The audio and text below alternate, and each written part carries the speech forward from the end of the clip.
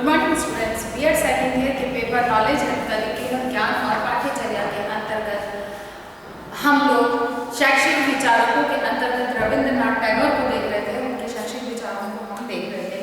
तो अब तक हम लोगों ने उनके शिक्षा से संबंधित उद्देश्य, पाठ्यक्रम आदि के बारे में अध्ययन किया था। आज हम देखने वाले हैं कि रविंद्रनाथ टैगोर के अनुसार शिक्षक के कार्य क्या होने चाहिए। हम कुछ चर्चा से पहले वाले वीडियो में भी कर चुके थे, लेकिन शायद वो अधूरी रही थी, इसलिए हम पुनः वापस प्रारंभ करेंगे इसको। शिक्षक के कार्य,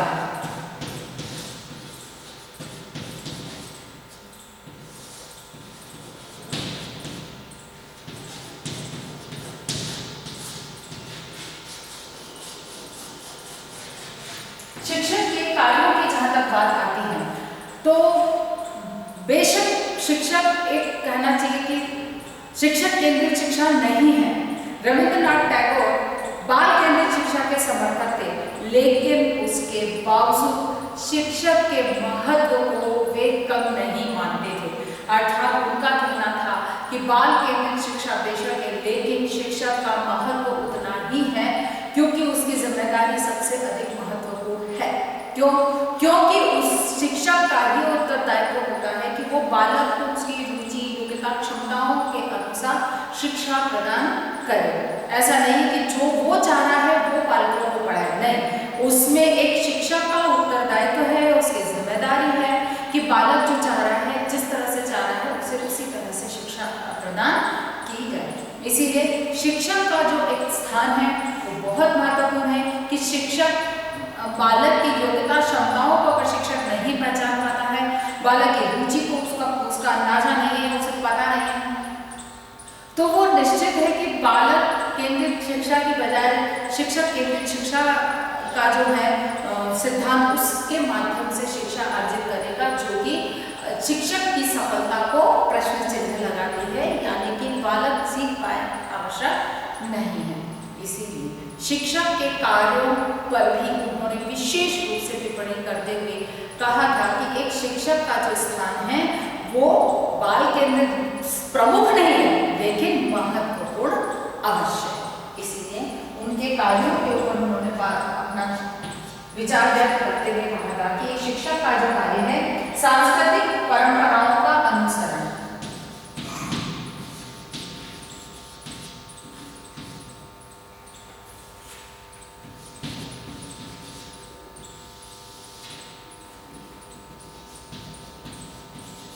सांस्कृतिक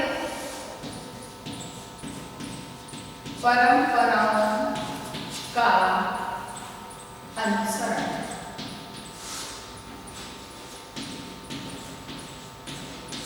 ठीक है ना। सांस्कृतिक परंपराओं का अनुसरण, यहां पर उन्होंने ये बात स्पष्ट कही कि छात्र व शिक्षक दोनों के लिए सांस्कृतिक परंपराओं का अनुसरण करना अनिवार्य है। वे भारतीय सभ्यता और संस्कृति के अनन्य भक्त थे, या यह कहा जाए कि वे भारतीय सभ्यता और संस्कृति को सर्वश्रेष्ठ मानते थे। इसीलिए वे कहते थे कि हम भारतीयों को या हमारे शिक्षक और छात्र दोनों को ही भारतीय संस्कृति, सभ्यता, परंपराओं का पालन करना चाहिए। रूढ़िवादी करना हो, लेकिन निश्चित है कि क्योंकि हमारी जो संस्कृति है वो बहुत उच्च कोटि की संस्कृति है, इसे हम जो निम्न आंकने लगे हैं ये हमारी सबसे बड़ी भूल है।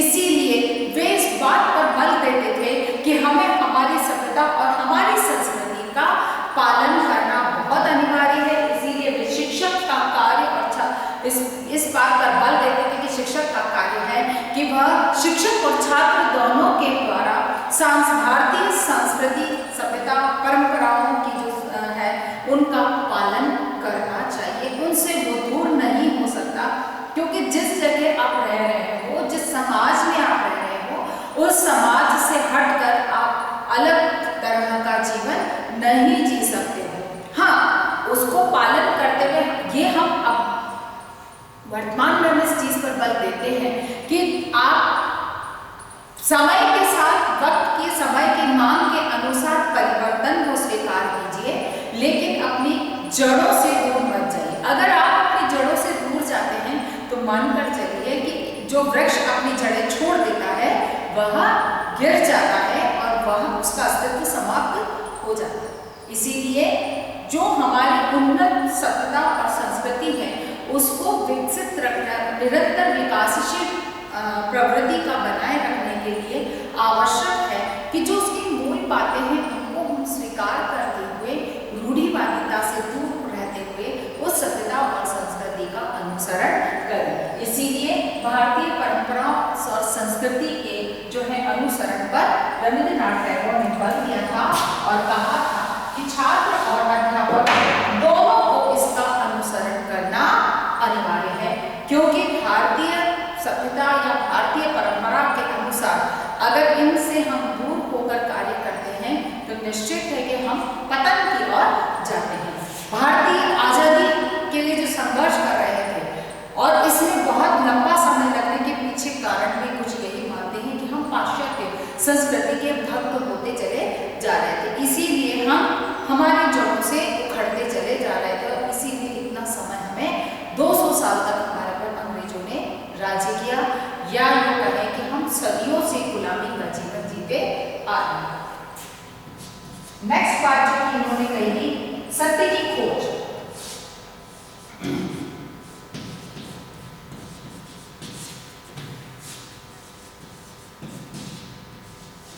सत्य की खोज रविंद्रनाथ टैगोर का कहना यह था कि शिक्षा का जो सबसे महत्वपूर्ण कार्य है परंपराओं के अनुसरण के साथ में सत्य की खोज पर भी वे बल देते थे कि असत्य तथ्य बालक के सामने प्रस्तुत करके और किसी भी सूचना या किसी भी वस्तु विषय वस्तु के महत्व को खत्म नहीं करना चाहिए। बालक के सामने जो भी तथ्य, जो भी सूचना या जो भी विषय वस्तु प्रस्तुत की जाती है उसको बाकायदा सप्रमाण के साथ में प्रस्तुत की जाए तो बालक शीघ्रता से स्वीकार कर लेता है।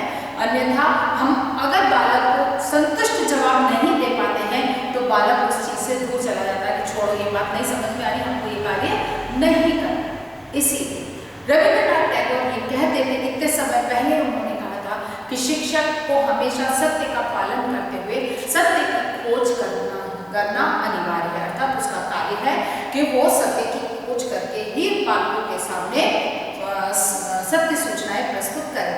अगर शिक्षक सत्य का अनुसरण करता है, सत्य का पालन करता है, सत्य की खोज करने का हर संभव प्रयास करता है तो बालक में भी ये विचारधारा है या ये प्रवृत्ति का विकास होता है।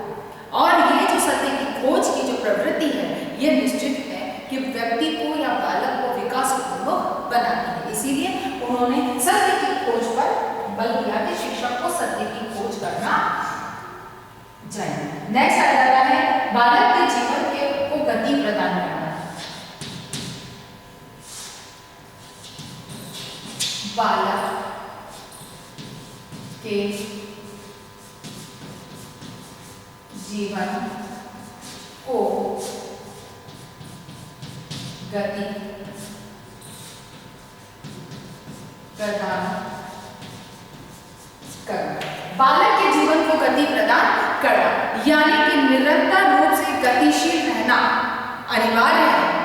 ऐसा नहीं है कि किसी भी आज बस इतना सा हो गया बस बात खत्म है, उसके आगे बालक को कुछ प्रयास करना, कुछ नया करने की जो प्रेरणा है वो न मिले।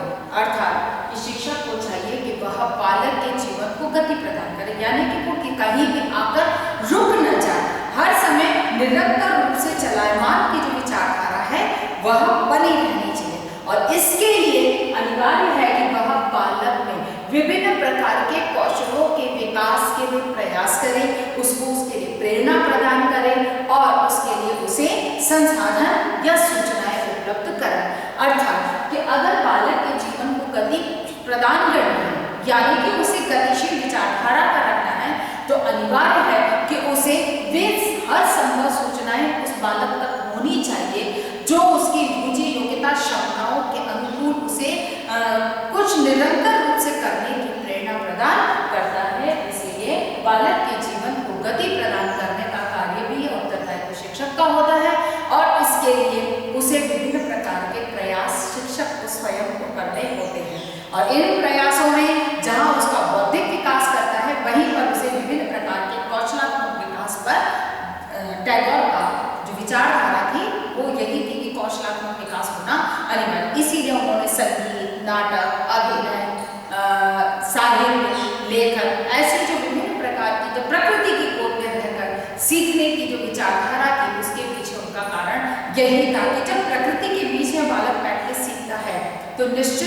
कि निरंतर रूप से उसे कुछ ना कुछ नया दिखाई देता है और उसकी खोज करने की प्रवृत्ति उसमें विकसित होती है, यानी कि उसका जीवन में निरंतर गतिशीलता बनी रहती है। इसीलिए गति प्रदान करने का जो दायित्व है वो शिक्षक का है।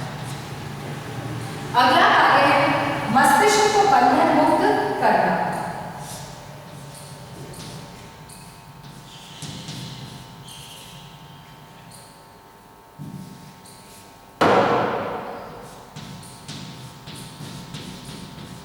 मस्तिष्क को बंधन मुक्त करना, ठीक है ना। मस्तिष्क को बंधन मुक्त करना यानी किसी भी बात को लेकर बच्चों के साथ होता है कि जो टीचर ने कह दिया दैट्स फाइन, ये क्या है, एक तरह से उसका मस्तिष्क जो है वो बंधनों में बंधा हुआ है। जो कह दिया बस वही होना चाहिए, उसके अतिरिक्त कुछ नहीं होगा, दूसरा प्रयास नहीं होगा, दूसरा कोई खोज नहीं हो सकती है, दूसरी कोई व्यवस्थाओं को हम नहीं स्वीकार कर सकते हैं। अगर मैं स्वीकार करूँगा तो ये अच्छा नहीं होगा, यहाँ ये खराब होगा, वहाँ वो खराब होगा, यानी कि एक जो ये विचारधाराएं हैं ये बालक के विकास को अवरुद्ध करती हैं। इसीलिए उन्होंने कहा कि बंधन से मुक्त मस्तिष्क जो है उसका बंधन से मुक्त होना चाहिए, अर्थात कि अगर वो बंधन में बंधा हुआ है तो वो किसी भी नए को स्वीकार करने में हिचकिचाएगा या नहीं स्वीकार करेगा। बंधन मुक्त है तो वो प्रयास अवश्य करेगा कि अगर ये नया है तो मैं इसको प्रयास करके देखूं कि इसके क्या परिणाम मेरे सामने आ सकते हैं, अर्थात कि कुछ नया करने की प्रवृत्ति का विकास होगा। अगर आप बंधनों में बंधे हुए हैं तो निश्चित है कि आप कुछ भी नया करने से डरेंगे, घबराएंगे, किसी भी निश्चित निर्णय या निष्कर्ष तक आप नहीं पहुंच पाएंगे। इसीलिए किसी निष्कर्ष नतीजे पर पहुंचने के लिए, सही निर्णय लेने के लिए अनिवार्य है कि व्यक्ति का जो मस्तिष्क है वह बंधन मुक्त होना चाहिए, यानी कि निश्चित परंपराओं, रीति रिवाजों, नियमों से बंधा हुआ नहीं होना चाहिए।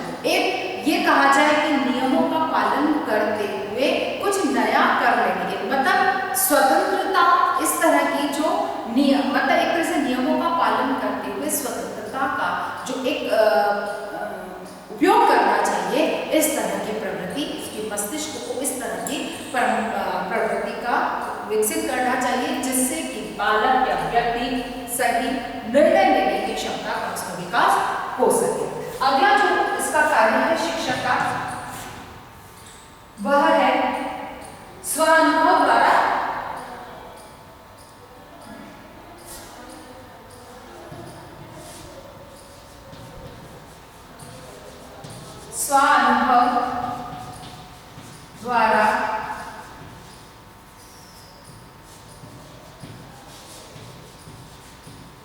सीखने की प्रेरणा, ठीक है ना। स्व अनुभव द्वारा सीखने की प्रेरणा यानी कि एक व्यक्ति में स्वयं के अनुभवों के आधार पर सीखने की प्रेरणा, सीखने की क्षमताएं होनी चाहिए। अर्थात एक शिक्षक का कार्य है कि वह बालक को इस तरह से बालक के सामने विषय वस्तु प्रस्तुत करे, परिस्थितियों का निर्माण करे कि जिससे बालक को स्वयं अनुभव के, स्वयं कार्य करके, स्वयं अनुभव के आधार पर सीखने के समस्त अवसर उपलब्ध हो सके। इसीलिए अनिवार्य है, और ये कार्य कब होगा, जब शिक्षक के द्वारा बालक के सामने इस तरह की परिस्थितियां, इस तरह के वातावरण, इस तरह के कार्य प्रस्तुत किए जाएंगे जिससे कि बालक को खुद को करने के संपूर्ण अवसर मिलेंगे। और जब बालक खुद करेगा तो निश्चित है कि उसे बहुत सारे अनुभव खुद से ही प्राप्त होंगे और वो उसे सीखने की में सहायता प्रदान करेगा। अगला जो है इसमें वह आता है आपका शिक्षण विधियों में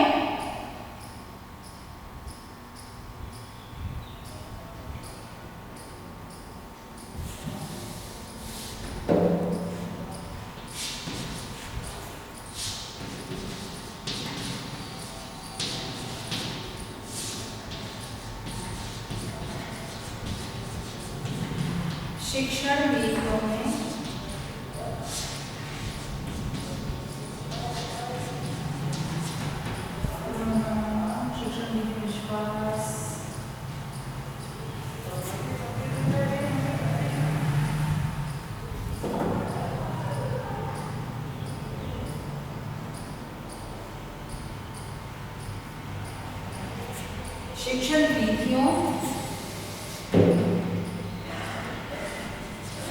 की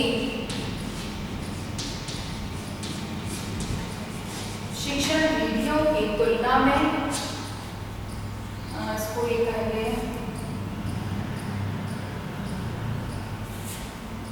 शिक्षण विधियों की तुलना में स्व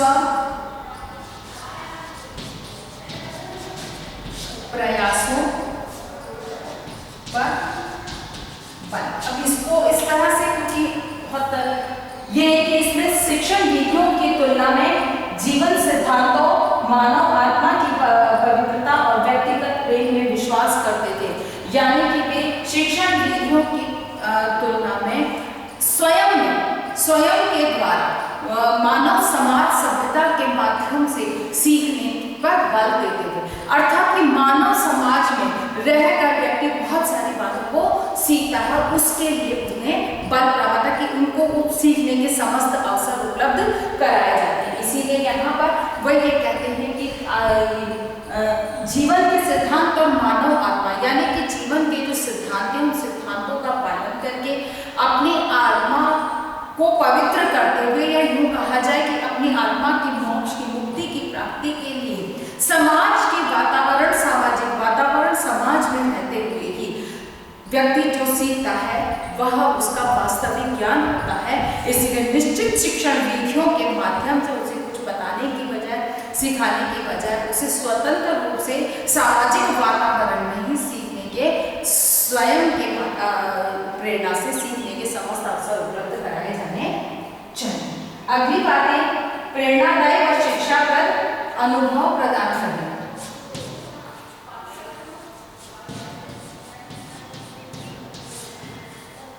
प्रेरणादायक व शिक्षा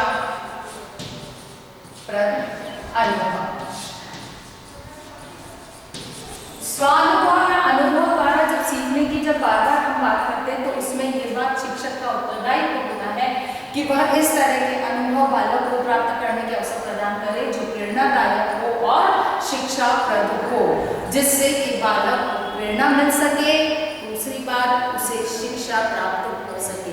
इसीलिए जब स्वानुभव के लिए जितने भी वातावरण, परिस्थितियां या मतलब कि परिस्थितियां निर्मित करता है या प्रोजेक्ट बालक को देता है, तो इस बात का शिक्षक को ध्यान रखना होगा कि वह उसको प्रेरणा प्रदान कर सके, स्वप्रेरणा, या उसको किसी तरह की प्रेरणात्मक शिक्षा प्रदान कर सके और शिक्षा प्रद हो, यानी कि उसका शिक्षा का जो उद्देश्य है उसकी भी प्राप्ति हो सके।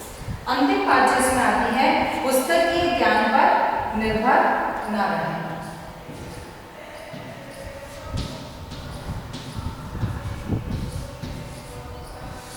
पुस्तकीय ज्ञान पर निर्भर न रहे।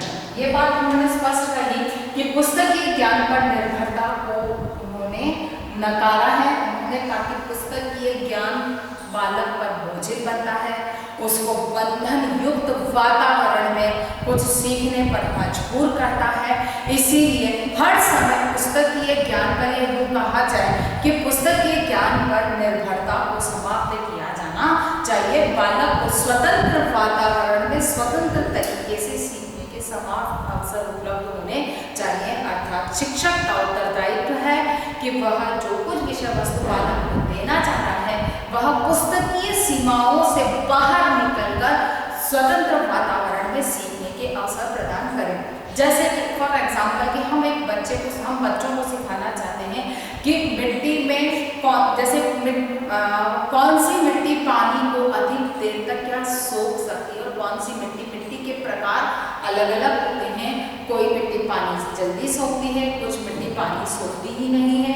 तो ऐसे कैसे ये चीज हम बालक को अगर बताते हैं तो जब हम खाली वर्बली पुस्तकीय ज्ञान के आधार पर बताते हैं तो बालक को वो चीज समझ में नहीं आती।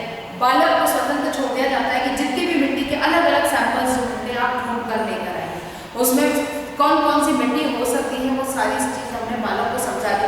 हमने बालक को कह दिया कि जो ये व्हाइट होता है वो चूना होता है,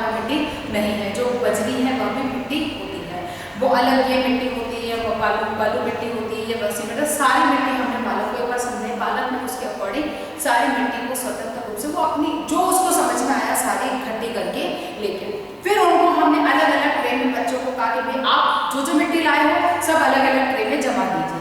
हमने बालकों को अलग अलग ट्रे में जमाने को कह दिया। अब उनको कहा कि इसके ऊपर धीरे धीरे पानी डालिए और देखिए कि कौन सी मिट्टी पानी को ज्यादा सोखती है। हमको बताना क्या था, कौन सी मिट्टी पानी अधिक सोखती है, कृषि के लिए कौन सी मिट्टी अधिक उपयोगी होती है। जब बालक ने प्रैक्टिकल किया यानी कि स्व अनुभव के द्वारा उसे सीखा, पुस्तक के ज्ञान की निर्भरता यहाँ पर समाप्त थी, बालक ने स्वयं अनुभव के द्वारा उस चीज को सीखा। तो कहने का मतलब ये कि पुस्तक के ज्ञान की निर्भरता को रविंद्रनाथ टैगोर ने अस्वीकार किया है और उन्होंने कहा कि ये निर्भरता नहीं होनी चाहिए, अर्थात शिक्षा का उत्तरदायित्व है और स्वतंत्र रूप से पुस्तक के ज्ञान के जो अनुभव है वो वास्तविक अनुभवों के माध्यम से सीखने का अवसर उसे प्रदान किया जाना चाहिए।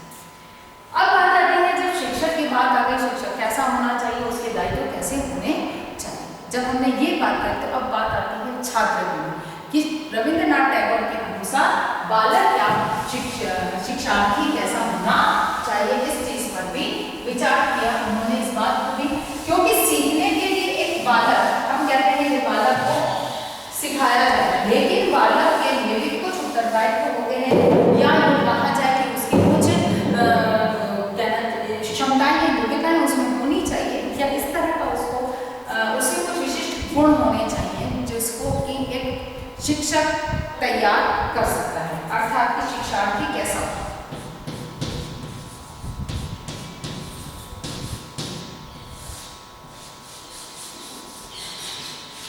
शिक्षार्थी की जहां तक बात आई तो सबसे पहले उन्होंने कहा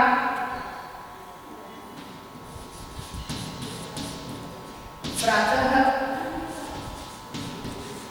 काल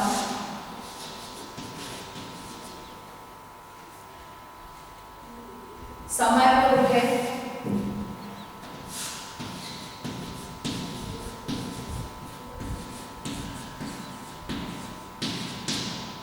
जो कि आज के बच्चों के लिए सबसे बड़ा प्रश्न चिन्ह है कि बच्चे सुबह समय पर नहीं उठते हैं। कहा जाता है कि सूर्योदय से पहले उठना चाहिए। वर्तमान में बच्चों की बात छोड़िए, पेरेंट्स ही नहीं उठते हैं तो बच्चों की क्या हम बात करें। तो निश्चित है कि एक समय से उठना, कहते हैं कि अगर आप हर कार्य को समय पे प्रारंभ करते हैं तो हर कार्य आपका समय पर पूर्ण होता है। यह हमारे जीवन का फैक्ट है कि जिस समय हम लोग उठने की हमारी आदत हो, जैसे हम भले चाहे 6 बजे या 7 बजे हमारी उठने की आदत है, हम 7 बजे उठकर रूटीन से है तो हमारा सारा काम रूटीन होता रहता है। लेकिन जब हम लेट उठते हैं, हम किसी कारण से लेट हो जाते हैं तो निश्चित है कि पूरा दिन का जो हमारा काम का शेड्यूल है वह डिस्टर्ब हो जाता है। वही चीज़ें यहाँ पर कि हम सुबह अगर समय पर उठते हैं तो हमारे जीवन का एक सबसे बड़ा फंडा जो है उसको हम मिस करते हैं, हम नहीं करते क्योंकि हम कहते हैं हमारे पास टाइम नहीं है एक्सरसाइज, क्योंकि हम टाइम से उठते ही नहीं। सुबह जितना मस्तिष्क ताजा होता है उस समय आप किसी भी चीज़ को पढ़िए वो आपको बहुत जल्दी समझ में आएगा, बहुत जल्दी आप ग्रहण कर। सुबह जल्दी उठते हैं तो ताज़ी हवा हमको प्राप्त होती है। आजकल के बच्चों को विटामिन डी की या आजकल के लोगों को विटामिन डी की कमी बहुत पाई जाती है, विटामिन B12 की कमी पाई जाती है। क्यों? क्योंकि हम लोग मॉर्निंग की धूप नहीं लेते हैं। जो सुबह 2 घंटे की धूप है उसमें जितना हमको पावर, हमको विटामिन मिलते हैं वो शायद हम पूरे दिन धूप में खड़े रहेंगे तब भी उतनी मात्रा में हमें नहीं मिलेगी। तो कहने का मतलब बहुत सारे ऐसे कारण हम गिन सकते हैं, लिस्ट बन सकती है कि अगर हम सुबह समय पर जल्दी उठते हैं तो हमको क्या क्या फायदे हैं और लेट उठने से क्या क्या नुकसान है। तो ये एक बात स्पष्ट है कि रविंद्रनाथ टैगोर शिक्षार्थी के लिए कहते थे कि शिक्षार्थी को हमेशा प्रातःकाल जल्दी उठना अनिवार्य है, जो कि उसके स्वास्थ्य के लिए लाभकारी। अगली बात इसके अंतर्गत आती है वह है व्यक्तिगत स्वच्छता।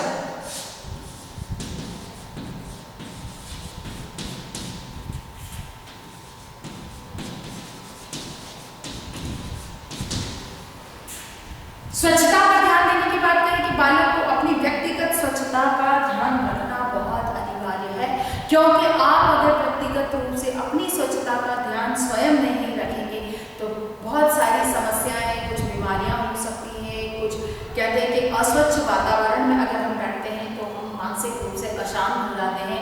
ये चीज़ हम प्रैक्टिकली देखते हैं, अपने जीवन में अनुभव करते हैं कि कभी किसी ऐसे थोड़ा गंदे से वातावरण में आसपास थोड़ा सा बिखरा हुआ है तो हमें बहुत ज़्यादा इरिटेशन या टेंशन होगी। बिल्कुल क्लीन है तो हमको वो चीज़ बहुत अच्छी लगती है कि हाँ एकदम हम सुकून खुशी मिलती है। तो वही बात यहाँ पर है कि इस व्यक्तिगत स्वच्छता जहाँ स्वास्थ्य के लिए लाभकारी है, वहीं पर आपकी ऊर्जा, आपकी क्षमताओं को बढ़ाने में भी सहयोग प्रदान करती है। इसलिए व्यक्तिगत स्वच्छता पर बल देने पर बात कही उन्होंने। अगली बात जो उनकी थी वह भी नियमों व आदेशों का पालन, नियमों व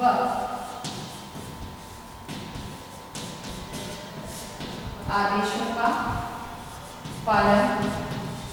अब यहाँ ये बात है कि बालक की एक तरह से रविंद्रनाथ टैगोर कहते हैं कि बालक को नियम मुक्त रहना चाहिए, बिल्कुल बंधनों से मुक्त होना चाहिए। लेकिन बंधनों से मुक्त होने का मतलब ये नहीं है कि स्वच्छंद हो जाए, जिससे कि वह किसी भी कहना चाहिए कि क्योंकि जिंदगी को, जीवन को जीने के लिए आवश्यक है कि कुछ अपने कुछ सिद्धांत खुद के भी होने चाहिए। तो ये बात बालक को जब बचपन से आदेशों को मानने की आदत होगी कि भाई तुम्हें अमुक कार्य को करना है, उसको हम बंधन में नहीं पाते। लेकिन जहाँ बालक की सुरक्षा के अनुसार यदि कोई आदेश प्रदान किया जाता है तो बालक को उस चीज़ को सुनना और समझना अनिवार्य है। नियमों की बात आती है तो एक नियमित जीवन को जब हम जीते हैं तो निश्चित है कि हम अपने लक्ष्य, अपने कार्य को पूर्ण कर पाते हैं। इसीलिए उनका कहना था कि नियम और आदेशों का पालन करना अनिवार्य है।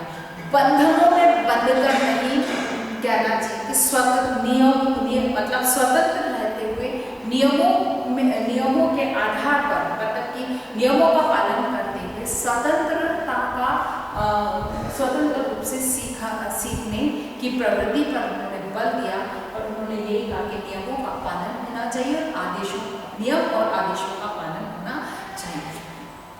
कठोरता नहीं, लेकिन एक सफलता के लिए जिन नियमों और आदेशों के पालन की आवश्यकता है वह उपयोग में लाना चाहिए। विनम्र होना चाहिए, विनम्र होना चाहिए बालक को।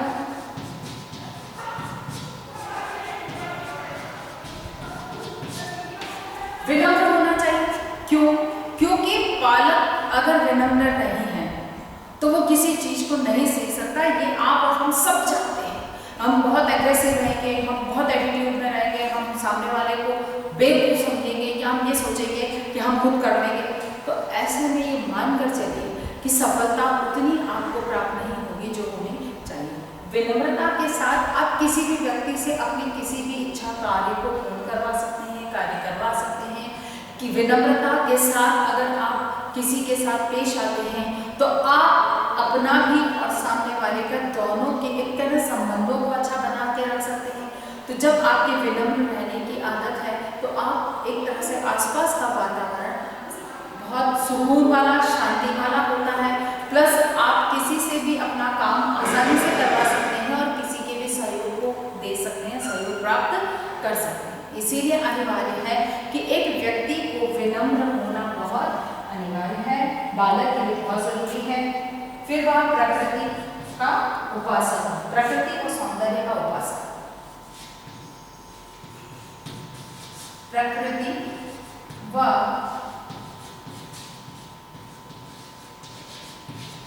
सौंदर्य का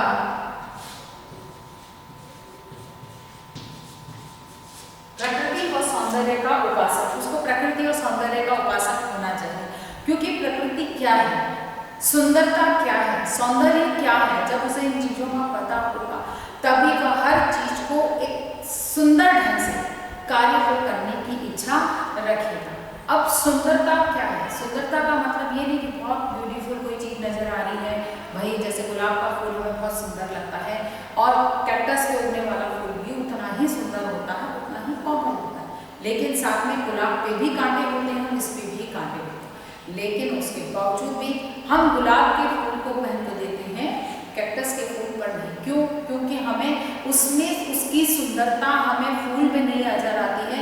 कैक्टस की जो कांटे हैं वो हमें दिखाई देते हैं और गुलाब में होने वाले कांटे हमें दिखाई नहीं देते। तो यही बात है कि हमें सुंदरता के प्रति सजग होना चाहिए, सुंदरता को देखना, सुंदरता क्या है इसके सही अर्थ परिभाषा को समझना हमारे लिए अनिवार्य। इसीलिए टैगोर का कहना था कि व्यक्ति को प्रकृति और सुंदरता का उपासक होना चाहिए। अगर वह प्रकृति और सुंदरता को सही मायने में, सही अर्थ में देख समझ सकता है तो आप अपने लक्ष्य को या अपने कार्य को सफलतापूर्वक पूर्ण कर सकते हैं।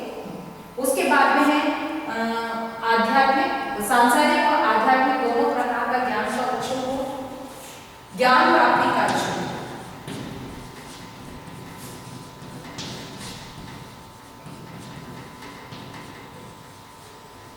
अगर ज्ञान प्राप्ति की इच्छा उसमें है ही नहीं तो मानकर चलिए कि आप नहीं उसको शिक्षा प्रदान नहीं कर सकते या उसको ज्ञान नहीं दे सकते। फिर स्वप्रेरित, स्वप्रेरित काम, जब तक अगर वो खुद सेल्फ मोटिवेटेड नहीं होगा तो उसे कुछ भी सिखाना संभव नहीं है। और अंतिम बात जो आती है वह अनुशासन। ठीक है, स्वस्थ, हाँ ठीक है। तो अनुशासन के यहाँ पर अनुशासन भी बालक को पालन करना अनिवार्य है, यानी कि अनुशासन क्या है उसका सही अर्थ से पता होना चाहिए। अपनी आशा करती हूँ मेरी बात आपको समझ में आई होगी। बात को समाप्त करने से साथ एक प्रश्न आपको करना है, वह है कि रविंद्रनाथ टैगोर के अनुसार, टैगोर के अनुसार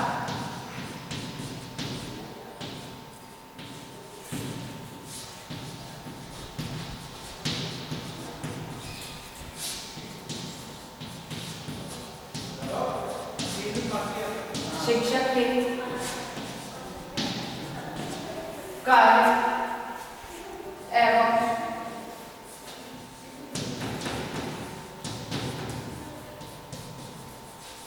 शिक्षार्थी कैसा होना चाहिए। इस प्रश्न के साथ ही अपनी बात को समाप्त करने से पहले कोविड-19 की इस महामारी के दौरान अपने आप को सुरक्षित रखें। बहुत अधिक आवश्यकता होने पर घर से निकलते हैं तो 3 बातों का ध्यान रखें। सोशल डिस्टेंसिंग का पालन करें, मुंह पर मास्क लगाकर चलें और समय समय पर अपने हाथों को सैनिटाइज करें। स्वस्थ रहें, सुरक्षित रहें।